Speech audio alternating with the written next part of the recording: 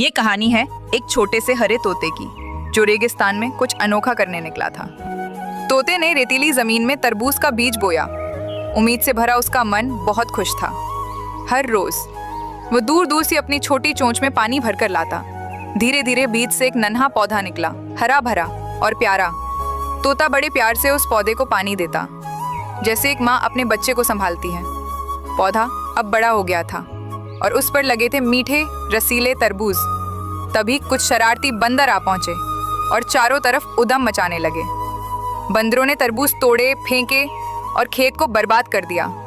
तोता चुपचाप बैठा, रोता रहा। उसकी सारी मेहनत मिट्टी में मिल गई थी। अब तोता रोने लगता है किसी ने